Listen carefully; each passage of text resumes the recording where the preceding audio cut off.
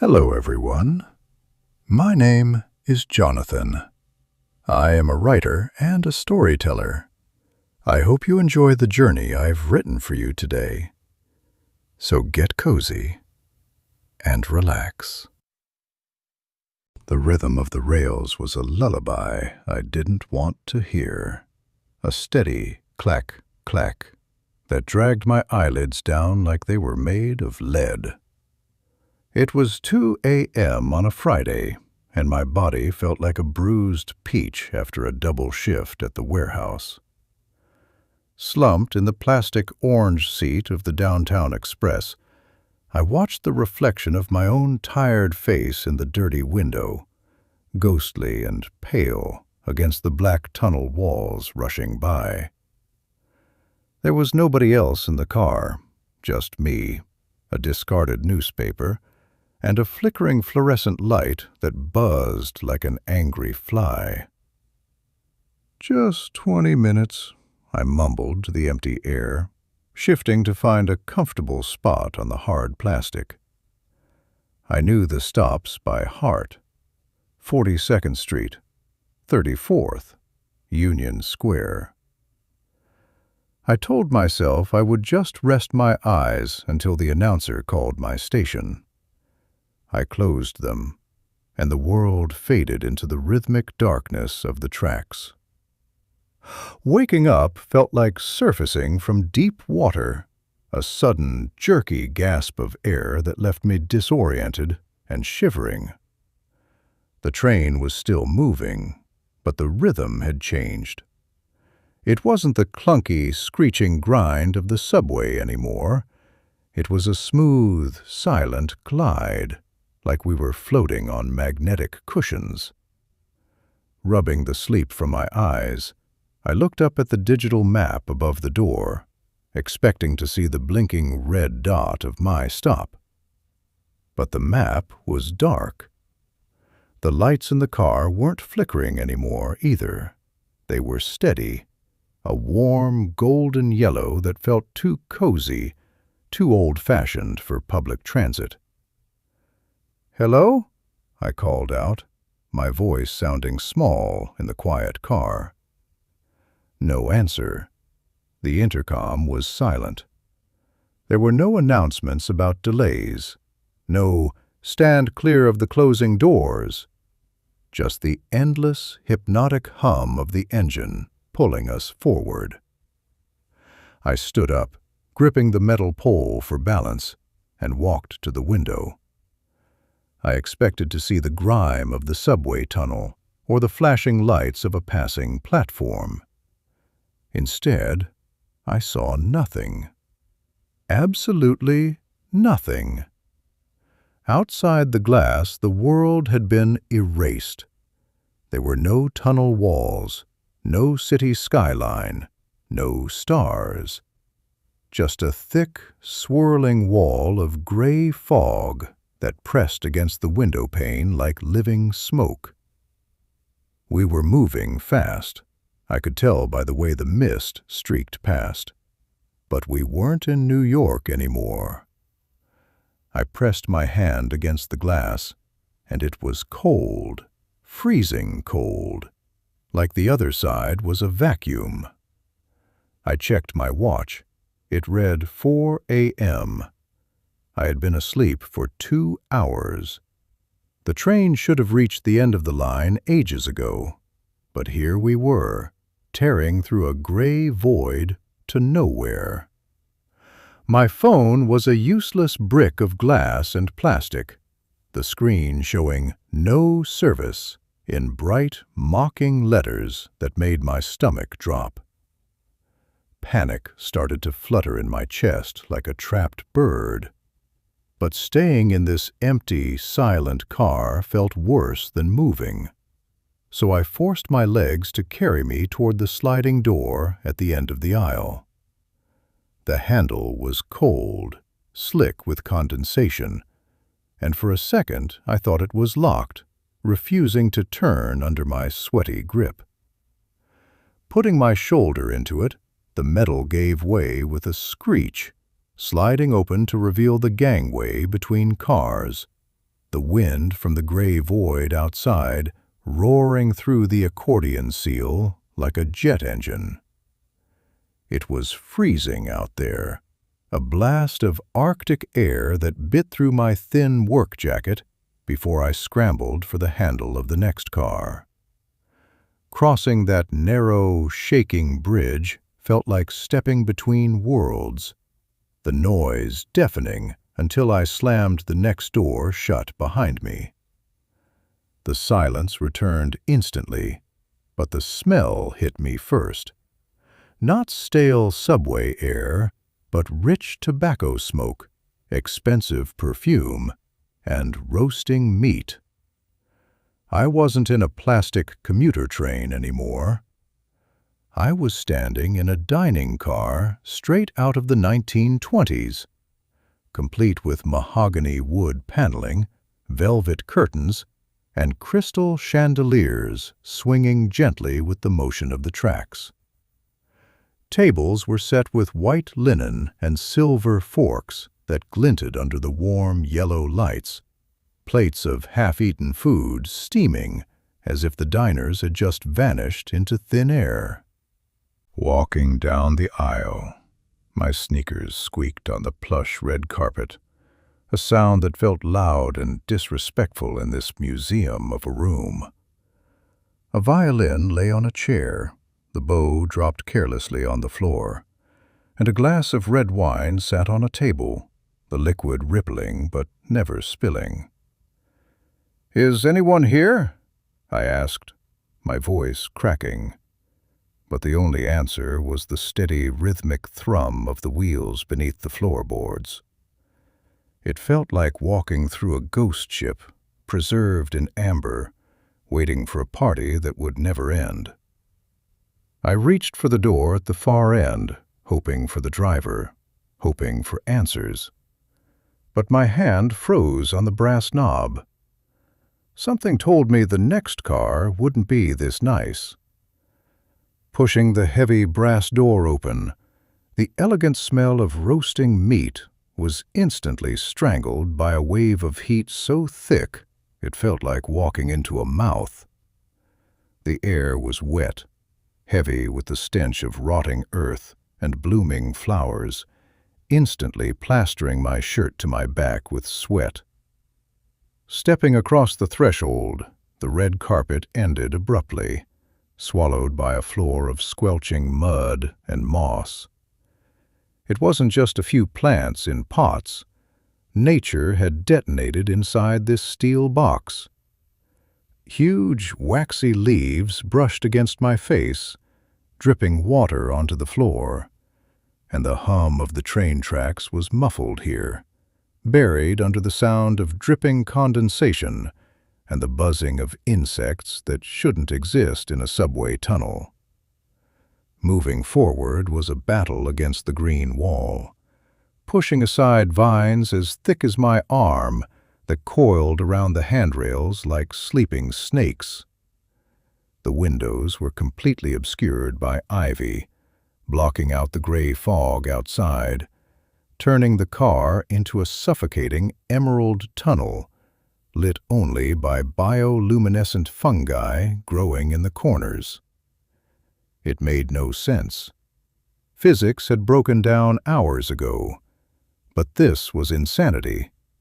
Trees, actual trees with rough bark, had punched through the metal floor, their branches twisting up into the ventilation shafts, groaning as the train swayed on the tracks.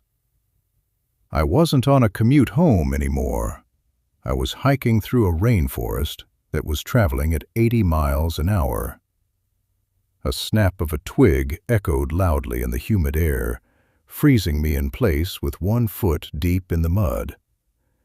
It came from above, from the tangle of branches near the ceiling. Looking up slowly, heart hammering against my ribs, I expected a monkey or a snake. Instead, I saw eyes, human eyes. A man was crouched on top of a rusted luggage rack, his suit tattered into rags, his face smeared with green sap and dirt. He held a sharpened piece of metal, maybe a piece of a seat frame, pointed straight at my chest. He didn't look relieved to see a rescue. He looked like he was hunting. "Don't touch the red flowers," he hissed, his voice sounding like it hadn't been used in years. Freezing in the mud, I raised my hands slowly, showing him my empty palms, careful not to make any sudden moves that might startle a man holding a shiv. He dropped down from the luggage rack with a silent, feline grace, landing inches from my boots without making a splash. "The pollen makes you sleep," he whispered, pointing the jagged metal tip toward a cluster of vibrant, crimson blossoms hanging near my head. "And if you sleep here, the vines eat you." Backing away from the flowers, the sweet, sickly scent suddenly felt like poison in my nose. He wasn't crazy. He was a survivor. This wasn't a commute anymore. It was an ecosystem, and I was just fresh meat walking into the food chain. He signaled me to follow, moving through the dense undergrowth with a practiced ease, ducking under low-hanging branches that clawed at my jacket. We pushed through a curtain of thick moss near the center of the car, revealing a clearing that shouldn't have been possible inside a train. It was a camp. Makeshift tents made of ripped suit jackets and seat cushions were circled around a small fire that burned without smoke. 5 other people sat there, a woman in a torn business skirt cleaning a knife, an old man sharpening a stick, a teenager braiding vines. They looked up at me with hollow, sunken eyes that had seen too much green and not enough sun. They weren't passengers. They were castaways.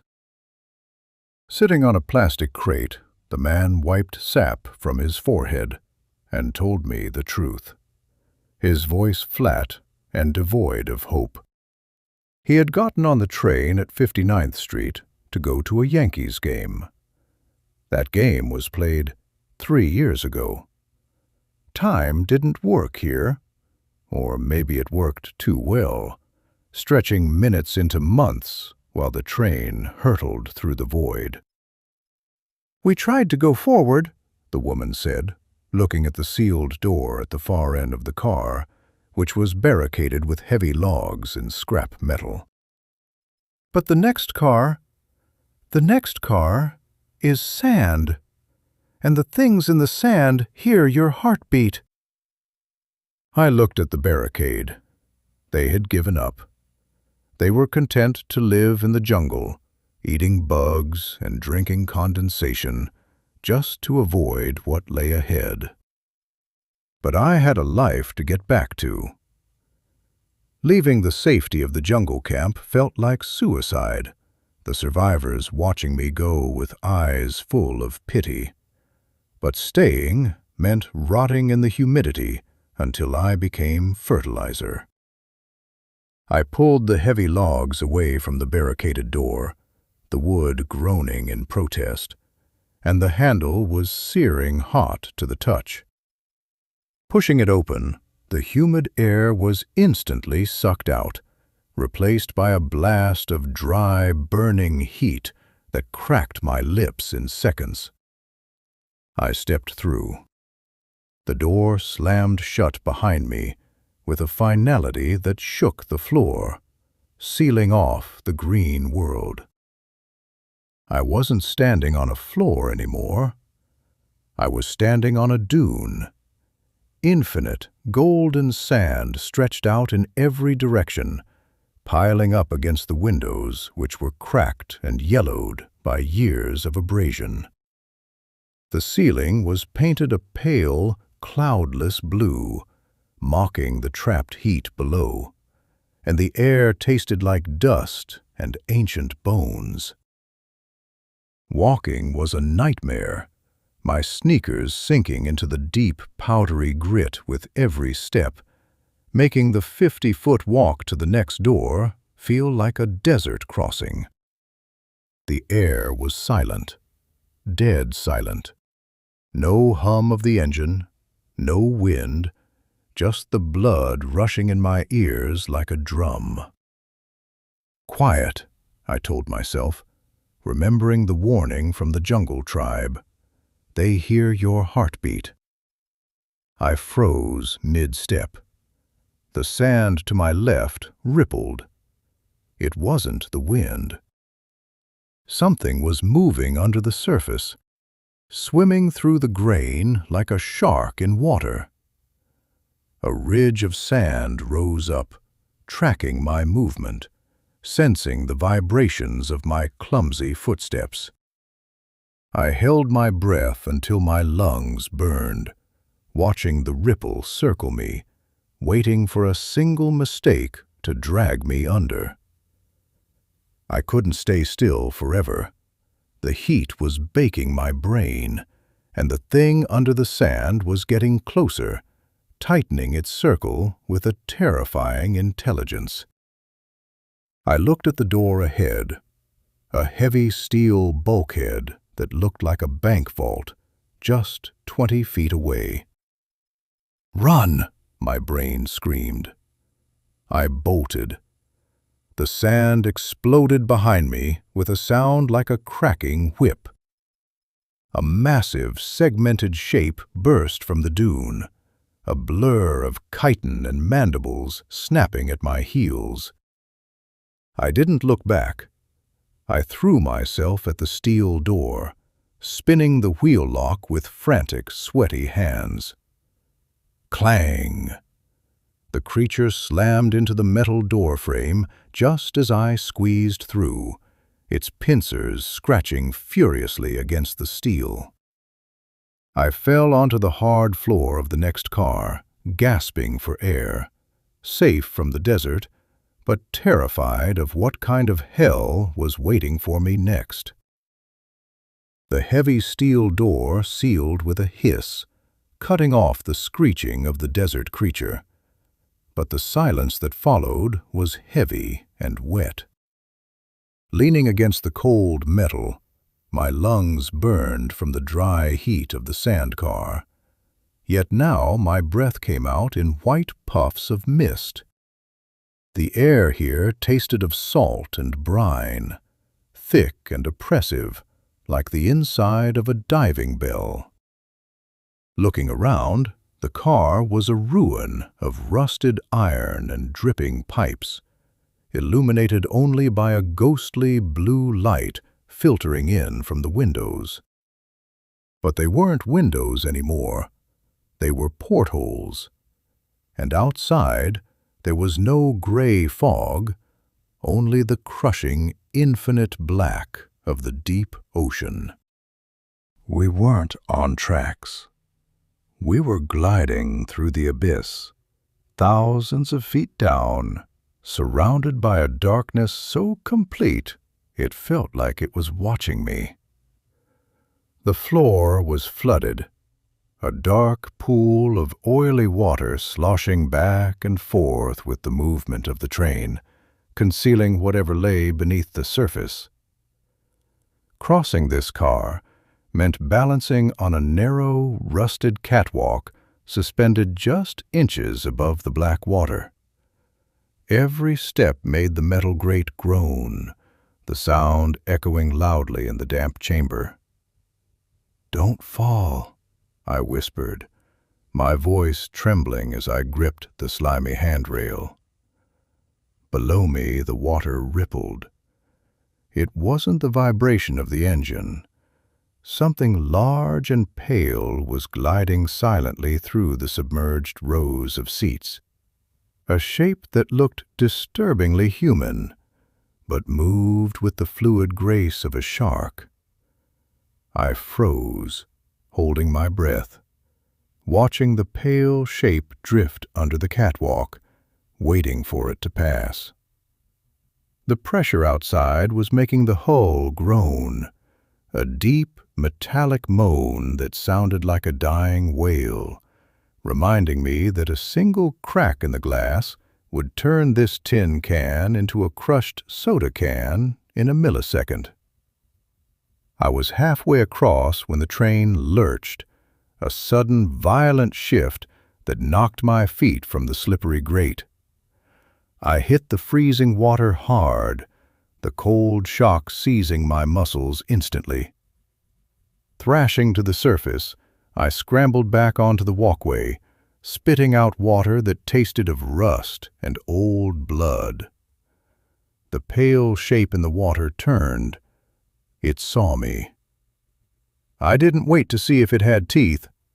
I scrambled on hands and knees across the remaining length of the catwalk, slipping and sliding, hearing the water splash violently behind me as the thing lunged.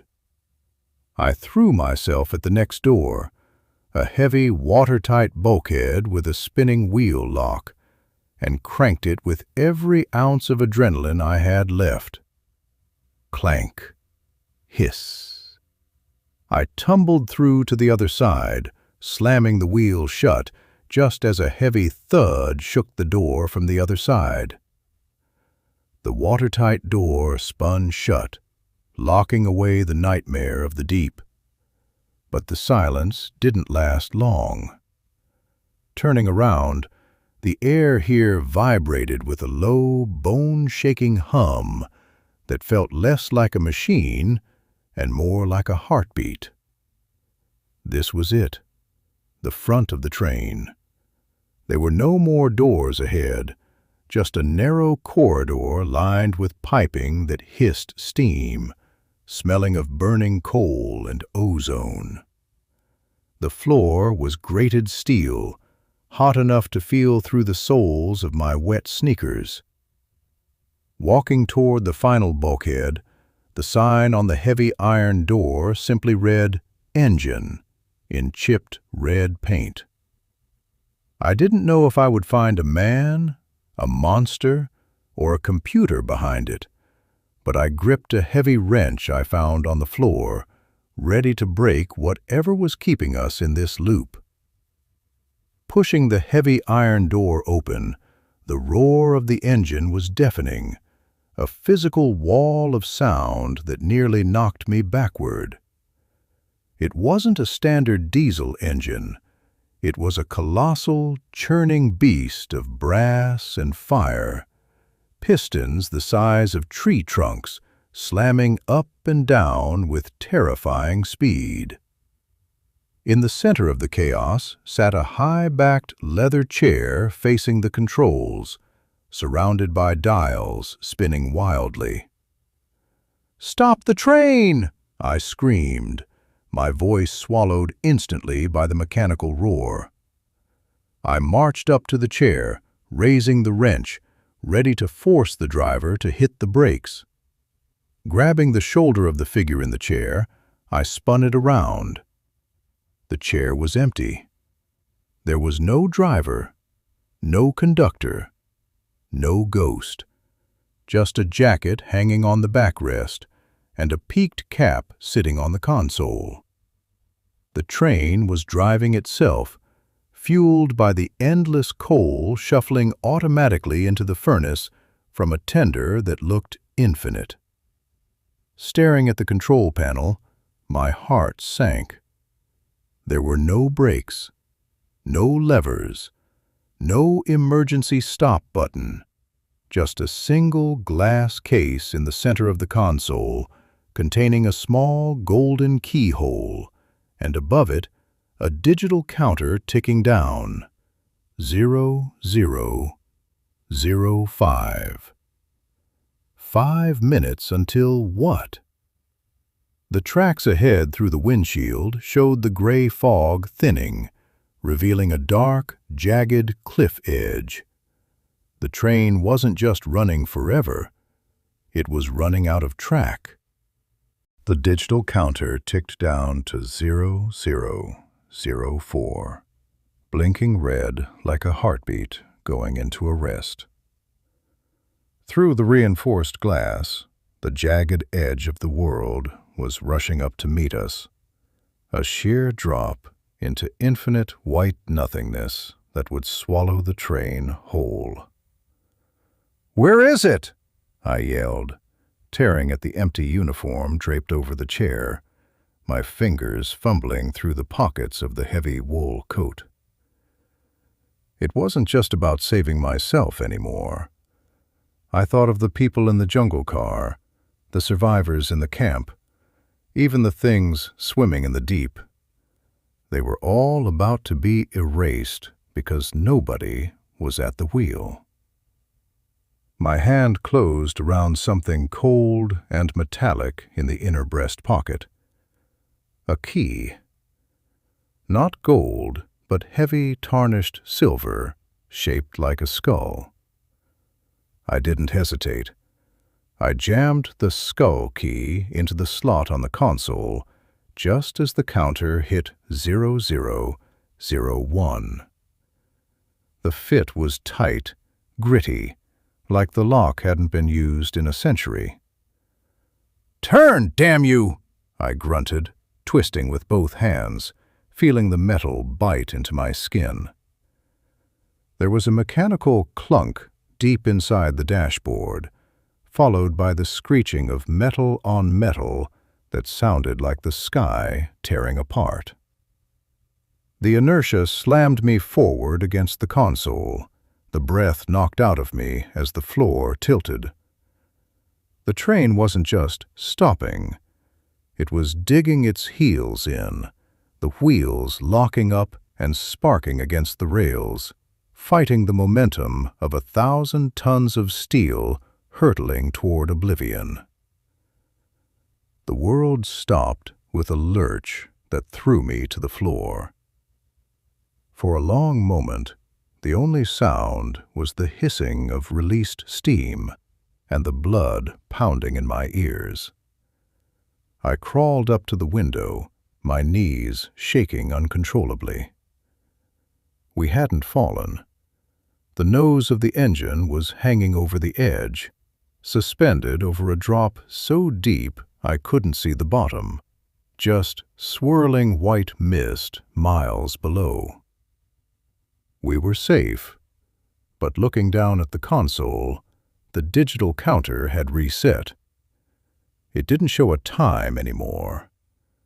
It showed a word in bright green letters: recalculating. And then, with a heavy pneumatic hiss, the door to the engine room sealed itself shut behind me. I wasn't just the savior of the train. I was its prisoner. Hammering my fists against the sealed door was useless, the thick steel absorbing the blows with a dull, mocking thud. "Let me out!" I screamed, but the only response was the mechanical whine of the engine shifting gears. The floor beneath my feet vibrated violently as the train reversed, pulling away from the abyss, the wheels screeching in protest against the tracks. It wasn't retreating to safety, it was realigning. Glancing back at the console, the green text flickered and changed, spelling out a new directive that chilled my blood. Destination locked, the Iron City. We weren't going home to New York or the warehouse. We were heading deeper into whatever map this nightmare followed. The view through the windshield shifted, the white mist dissolving into a bruised purple sky filled with jagged lightning. The track ahead twisted like a serpent, spiraling down into a valley of smokestacks and dark industrial towers that stretched as far as the eye could see. It felt heavy, like the gravity had doubled, pressing me down into the leather captain's chair. I didn't want to sit, but my legs gave out, forcing me into the seat that felt warm, as if the previous driver had just left seconds ago. A bank of monitors flickered to life on the dashboard, grainy black and white feeds showing the interior of the cars behind me. I saw them. I saw the man in the jungle car sharpening his stick, looking up at the ceiling as if he felt the shift in direction. I saw the creature in the sand burying itself, waiting for the vibrations to stop. I saw the survivors in the dining car clinking glasses, unaware that they had just almost fallen off the edge of the world. My hand hovered over the controls, over the levers and buttons that controlled the fate of hundreds of trapped souls. I wasn't just a passenger anymore, and I wasn't a prisoner. I was the warden. The train let out a long, mournful whistle that echoed through the purple valley, accelerating toward the Iron City. I had stopped the crash, but now I had to drive us through hell. Descending into the valley felt like driving into the throat of a beast. The sky above choked out by smoke so thick it blotted out the lightning. The train slowed as we hit the outskirts of the Iron City, the smooth glide replaced by a violent rattling that shook the fillings in my teeth. Outside the reinforced glass, endless rows of factories stretched to the horizon, belching fire and ash into the stagnant air. There were no people, only machines.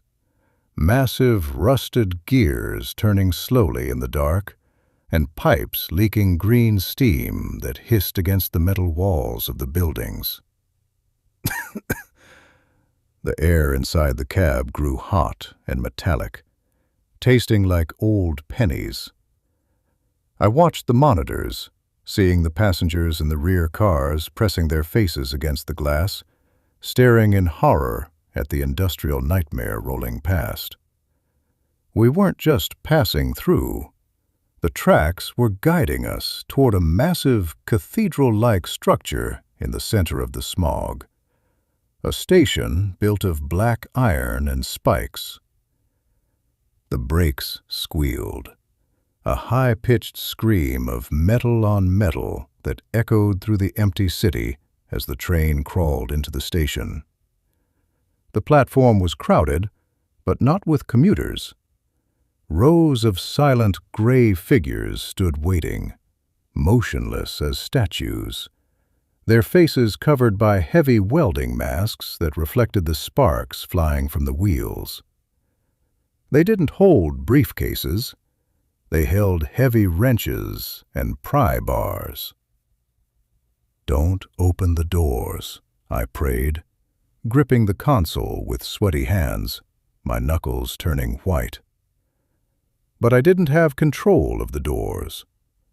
A light on the dashboard blinked from red to green, and a hollow ding announced our arrival.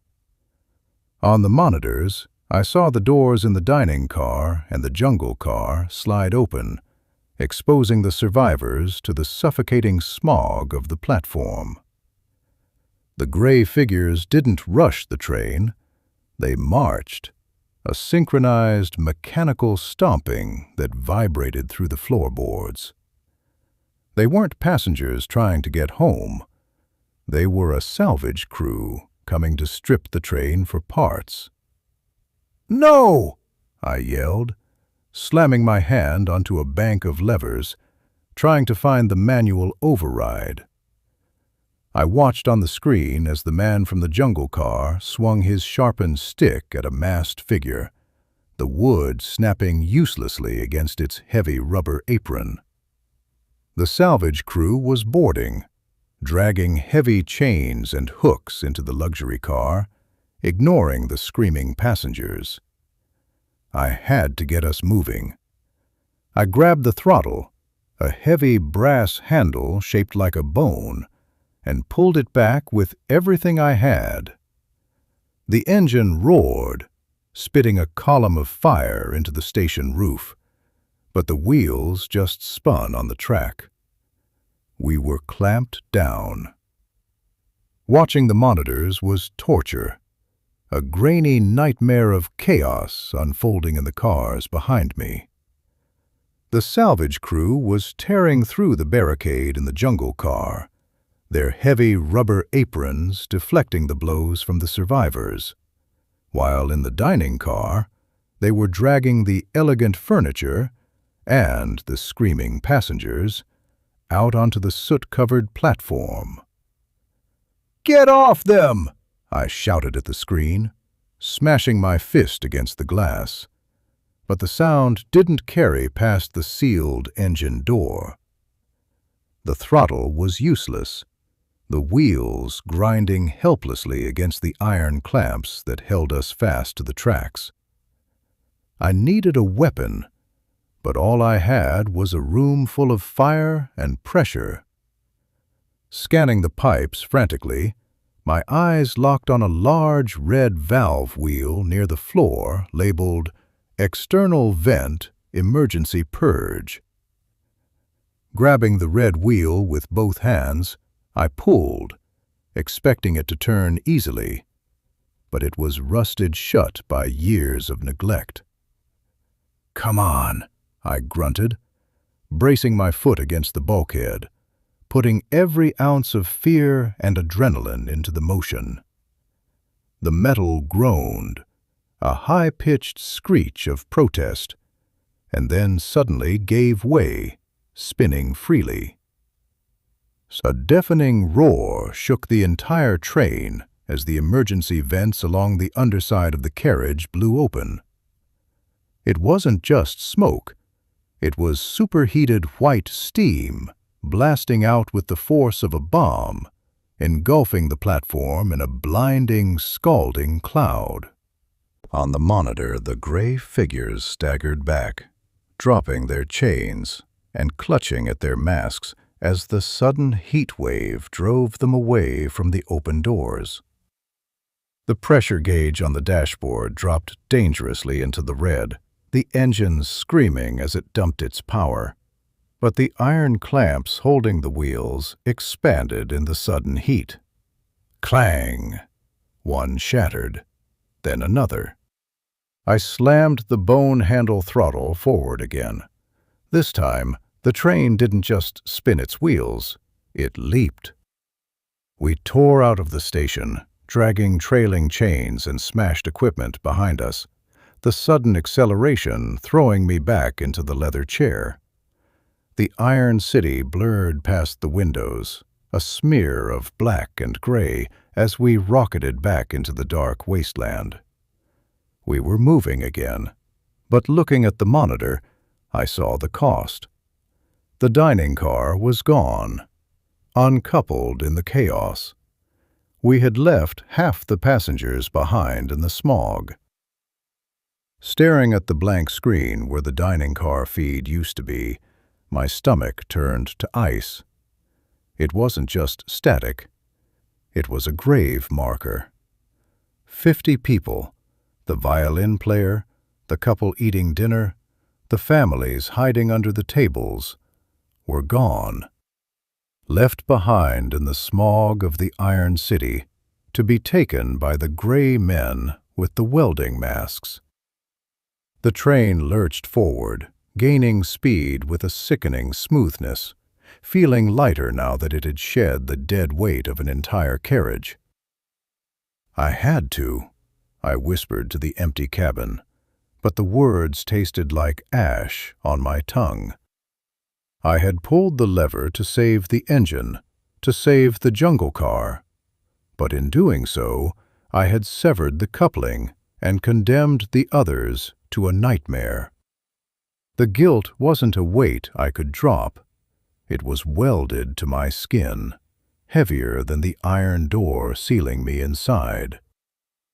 On the remaining monitor, the survivors in the jungle car weren't celebrating.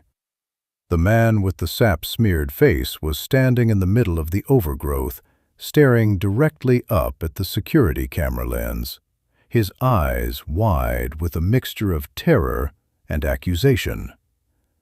They felt the snap. They heard the screams fade away into the distance as the dining car rolled to a halt in the darkness. To them, I wasn't the driver who saved them from the salvage crew. I was the executioner who decided who lived and who died. I sank into the leather chair, pulling the captain's cap low over my eyes, trying to hide from the grainy, black-and-white judgment staring back at me. Driving this train wasn't about steering anymore. It was about choosing which part of your soul to cut off next to keep the engine running. The silence of the cabin was broken by a sound that stopped my heart cold. Knock, knock, knock. It came from the heavy iron door behind me, the one leading back to the jungle car. It was a polite, rhythmic rapping, heavy and deliberate, distinct above the roar of the furnace. It couldn't be the survivors. They couldn't cross the open coupling while we were moving at 90 miles an hour, and they certainly wouldn't knock. I gripped the wrench, my knuckles turning white, watching the rusted wheel on the door slowly begin to turn from the outside.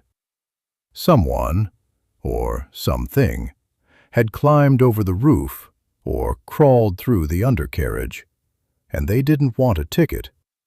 They wanted an explanation. The wheel stopped turning, freezing in place with a final rusted groan that echoed like a gunshot in the small cabin. I raised the heavy wrench, my muscles coiled tight enough to snap, waiting for the heavy iron door to swing inward. It didn't burst open. It creaked slowly, agonizingly, revealing the darkness of the corridor behind it. I expected a monster, a creature from the deep, or even a ghost from the dining car. Instead, a hand gripped the frame, a human hand, bleeding and wrapped in wet vines. The man from the jungle car stumbled into the light of the furnace, soaking wet, shivering violently, and looking like he had walked through hell to get here. He didn't have his shiv anymore. He just had eyes that burned with a cold, murderous rage. He didn't say a word at first, just stood there dripping seawater and sand onto the hot metal floor, his chest heaving as he fought for breath. "You left them," he finally rasped, his voice sounding like gravel grinding together. He took a step toward me, ignoring the wrench I was pointing at his head. He had fought his way through the desert car, swam through the abyss of the deep car while dodging the pale things in the water, just to climb up here and look me in the eye. "I saved the train!" I yelled back, my voice cracking under the weight of the guilt. "The clamps were holding us. If I didn't drop the weight, we would all be scrap metal in that station right now."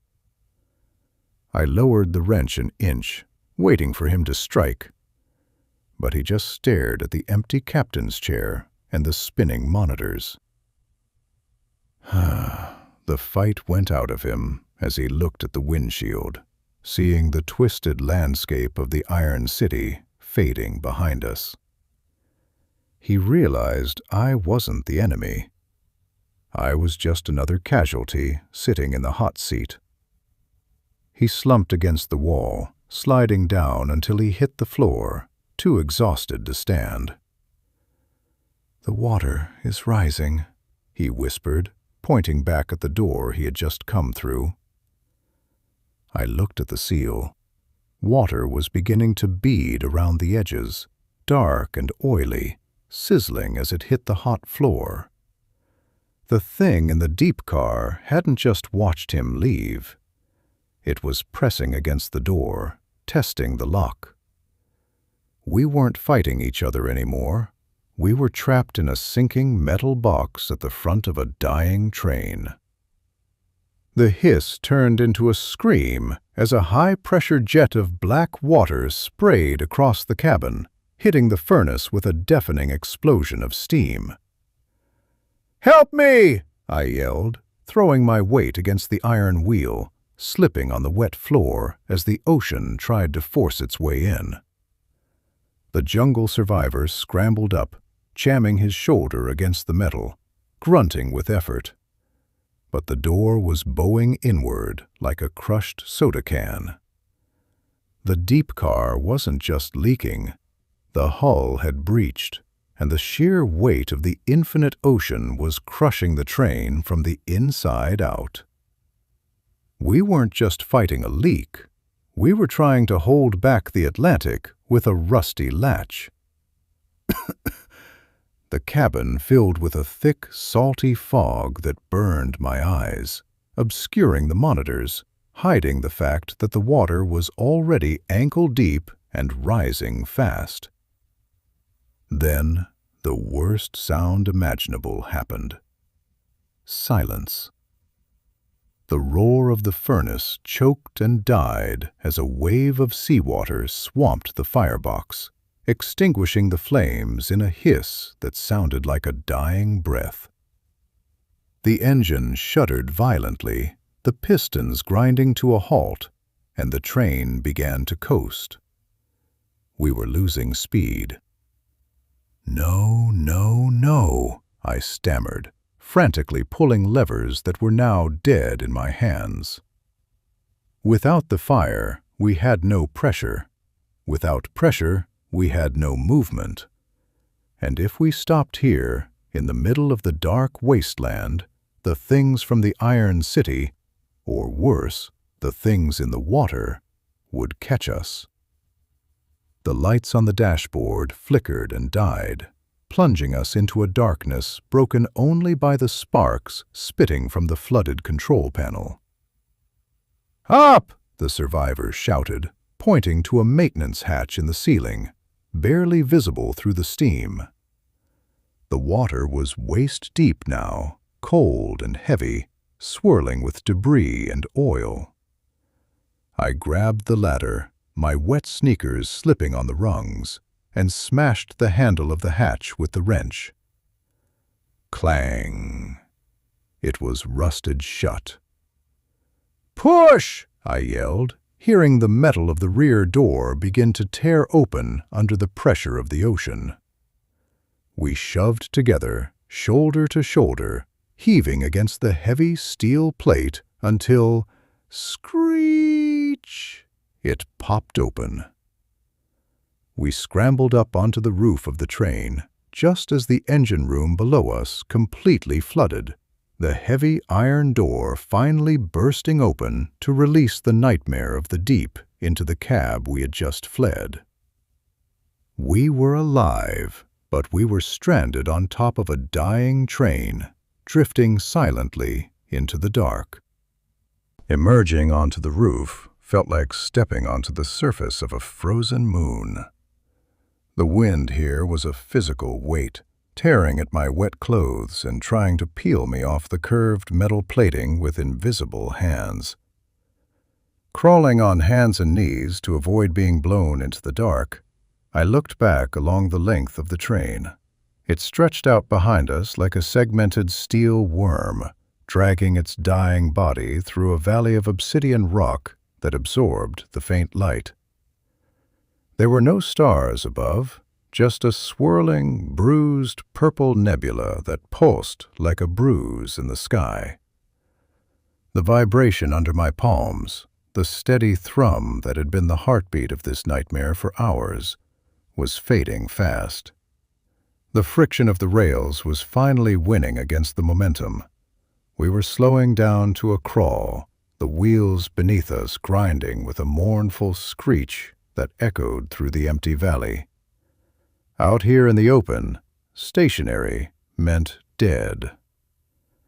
"Look!" the survivor yelled, crawling up beside me and pointing a shaking finger toward the horizon. Squinting against the stinging gale, I saw it. Miles ahead, where the tracks vanished into a wall of swirling fog, A single towering light pierced the darkness. It wasn't the dirty yellow of the Iron City or the bioluminescence of the jungle. It was a beacon of pure, blinding white energy, pulsing with a rhythm that matched the thumping of the skull key in my pocket. "The end of the line," I whispered, the words snatched away by the wind. It had to be. That light was the only thing in this entire hellscape that looked like it belonged to the real world. But we weren't going to make it on wheels. With a final shuddering lurch that threw us flat against the cold metal, the train stopped dead. The silence that followed was louder than the storm. We couldn't stay on the roof. Without the engine's heat, the metal was already icing over, turning slippery and deadly under our fingers. "We walk," I said, sliding down the side of the engine car, my boots crunching onto the loose black gravel of the track bed. It felt wrong to be off the train. For hours, maybe days, that steel shell had been the only solid ground, the only shield against the void. Now, standing on the ballast, I felt incredibly small and exposed. The darkness around us wasn't empty. Shadows detached themselves from the jagged rocks, tall, thin shapes that moved with a jerky, unnatural gait, drawn to the heat of the cooling engine. They were coming. We didn't have a vehicle anymore. We just had our legs, a rusty wrench, and a beacon 3 miles away that promised a way out. I gripped the survivor's shoulder and started running. Running on railroad ties is a broken rhythm that tries to break your ankles with every step, a stuttering, awkward sprint that burned my lungs like inhaling broken glass.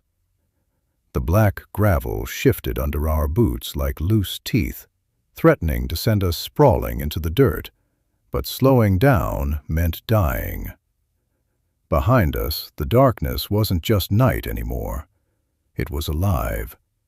The thin, jerky shapes were gaining on us, moving with a silent, gliding speed that defied gravity, their limbs stretching out like spilled ink across the rocks.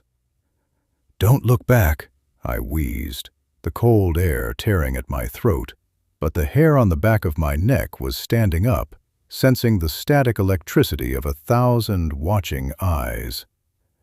We were 2 specks of warmth in a universe of absolute cold, and the void was hungry. A screech echoed through the valley, not mechanical this time, but a digital, glitching scream that made my teeth ache. One of the shadows lunged from the side, sweeping a long, clawed hand through the air just inches from my shoulder. I stumbled, feeling the wind of its passing. It didn't smell like rot or death. It smelled like ozone and burning plastic. The survivor didn't hesitate. He swung a heavy piece of pipe he'd scavenged from the engine room, connecting with the shadow's midsection. There was no thud of flesh on metal, just a loud crackle of static, and the shape dissolved into gray mist for a second before reforming instantly. "They don't die!" he shouted, grabbing my jacket and hauling me forward. We couldn't fight ghosts with metal. We could only outrun them. The white beacon ahead was growing larger, transforming from a pinprick into a blinding wall of light that pulsed with a low, comforting hum. It wasn't a lamp. It was a tear in the world, a doorway standing alone in the middle of the tracks, framed by shimmering, translucent geometry that hurt to look at. The ground beneath our feet began to vibrate again, not from a train, but from the sheer power radiating from the portal. "Almost there!" I yelled, my legs screaming in protest, feeling heavy as lead weights. The shadows were swarming now, a tidal wave of darkness rising up on both sides of the track to cut us off, blocking out the purple sky. We didn't have a plan, we didn't have a ticket, we just had the momentum of fear and a target that looked like salvation. We threw ourselves at the light, eyes shut tight, praying it wasn't a trap. Hitting the white light wasn't like crashing. It was like waking up from a dream where you are falling, a sudden, jarring shift that left my stomach hovering somewhere near my throat. The cold black gravel of the wasteland vanished instantly, replaced by the smooth, polished sensation of warm marble under my knees. The air was clean, sterile, actually, smelling of ozone and freshly mopped floors, a sharp contrast to the rot of the jungle and the soot of the Iron City. Blinking the white spots from my vision, the world slowly sharpened into focus. We weren't outside anymore. We were in a station, but it was immense, a cathedral of glass and white steel, with a ceiling that soared so high it was lost in a bright, artificial haze. Silence reigned here, absolute and heavy, not the threatening silence of the deep car, but the hushed reverence of a library or a tomb. Rows of benches stretched out for miles, all empty, and the arrival boards flipped with a soft mechanical clack, clack, clack, displaying destinations that made no sense. The Forgotten Coast, Sector 7, yesterday. We had made it to the hub, the central nervous system of the line. Standing up on shaky legs, the survivor grabbed my arm, his grip tight and trembling, pointing toward a solitary booth in the center of the vast concourse. Inside sat a figure, not a shadow or monster, but an old man in a crisp navy blue uniform with gold braiding on the shoulders. He was writing in a ledger, scratching away with a fountain pen, as if the fate of the universe depended on his paperwork. Walking toward him felt like walking to a judgment, our footsteps echoing loudly on the pristine floor, announcing our presence to the empty hall. He didn't look up as we approached, just kept writing, his hand moving with a robotic precision that was mesmerizing and terrifying. "Ticket," he said softly, his voice dry and dusty like old paper, yet it carried clearly across the distance. It wasn't a question, it was a command.